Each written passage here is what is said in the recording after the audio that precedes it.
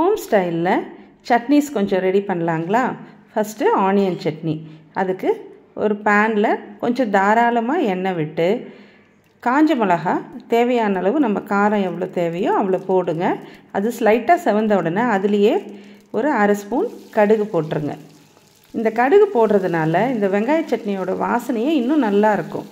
அது நல்லா பொரிஞ்சதுக்கப்புறமா அதில் வெங்காயம் ஸ்லைஸ் பண்ணதை போட்டு அது கூடவே அதுக்கு தேவையான அளவு உப்பு, ஒரு சின்ன துண்டு புளி இதெல்லாம் போட்டு இது நல்லா ப்ரௌன் ஆகிற அளவுக்கு வதக்கி எடுங்க.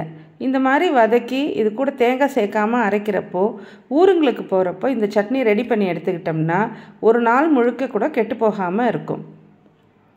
இப்போ இதை அரைச்சிட்டு அதுக்கப்புறம் திரும்பவும் இதில் கடுகு கருவேப்பிலையை தாளித்து போட்டு எடுத்திங்கன்னா சுவையான வெங்காய சட்னி ரெடி. இப்போது அடுத்து உருளைக்கிழங்கு மசாலா. அதுக்கு கடாயில் திட்டமாக எண்ணெய் ஊற்றி கடுகு, பட்டை, லவங்கம், கடலைப்பருப்பு போட்டு தாளிச்சிடுங்க. வெங்காயம், தக்காளி, பச்சை மிளகா, கருவேப்பிலை எல்லாம் ரெடி பண்ணி வச்சுக்கோங்க.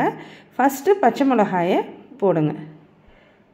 பச்சை மிளகா போட்டு கொஞ்சம் வதங்கினதுக்கு அப்புறமா அதுலேயே வெங்காயம் எல்லாம் சேர்க்கலாம். ஆனால் முதல் போடுறது பச்சை மிளகாவை போடுங்க. போட்டு நல்லா வதங்கட்டோன்னு விடுங்க. இப்போது வெங்காயம் சேர்த்துக்கோங்க. இதெல்லாம் மீடியம் ஃப்ளேமில் வச்சு செஞ்சிங்கன்னா நிதானமாக அது செவக்கிறப்போ டேஸ்ட்டும் நல்லாயிருக்கும். வெங்காயம்லாம் நல்லா வெந்து இருக்கும், ருசியும் இருக்கும். கடைசியாக தக்காளியை இப்படி பெருசாகவே நறுக்கி போட்டுக்கோங்க. ரொம்ப பொடி பொடியாக போட்டிங்கன்னா உருளைக்கிழங்கு மசாலா ஃபுல்லு தக்காளி இருக்கிற மாதிரியே இருக்கும். அதனால் பெருசாக கட் பண்ணி போட்டு, இல்லை போட விருப்பம் இல்லைன்னா அது விட்டுடலாம் கூட. உப்பு, மஞ்சள் தூள் போட்டு கலந்துக்கோங்க. உருளைக்கிழங்கை வேக வச்சு இப்படி எடுத்து உதுத்து வச்சுக்கோங்க. இப்போ இஞ்சி பூண்டு பேஸ்ட்டு இதில் சேர்த்துருங்க. வெங்காயம் வதங்கினதில் சேர்த்து கொஞ்சம் அந்த வாசனை போகிற வரைக்கும் வதக்கிட்டு இப்போ நல்லா ஒரு டம்ளர் தண்ணி அதில் ஊற்றிடுங்க. இது நல்லா கொதி வந்ததுக்கப்புறமா உருளைக்கிழங்கை நல்லா மசிச்சு அதில் சேர்த்துருங்க.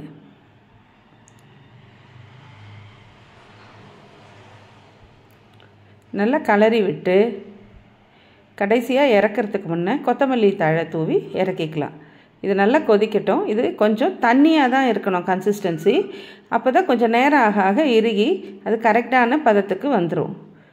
இப்போது பாருங்கள், நல்லா கொதித்து இந்த மாதிரி தண்ணியாக இருக்குது. இதை எடுத்து பாத்திரத்தில் மாற்றி வச்சுடுங்க. இப்போ உருளைக்கிழங்கு மசாலாவும் ரெடி ஆயிடுச்சு. அடுத்து கடைசியாக ஒரு தேங்காய் சட்னி. தேங்காய், பச்சை மிளகா, ஒரு கைப்பிடி சின்ன வெங்காயம், அப்புறம் உப்பு இதெல்லாம் போட்டு இதை நல்லா முதல்ல அரைச்சிடுங்க. கொஞ்சம் பொட்டுக்கடலையும் சேர்த்துக்கோங்க. அப்போ தான் அந்த திக்னஸ் கொடுக்கும். இல்லைனா அது ஒரு லேசாக தண்ணி வழிஞ்சு வர மாதிரி ஆகும் சட்னியில். ஸோ கொஞ்சம் பொட்டுக்கடலையும் போட்டு இதை நல்லா அரைச்சி எடுத்திங்கன்னா அதில் கடுகு, உளுத்தம்பருப்பு, காஞ்ச மிளகாய், கொஞ்சம் கருவேப்பிலை இதெல்லாம் போட்டு தாளித்து கொட்டினா தேங்காய் சட்னி ரெடி.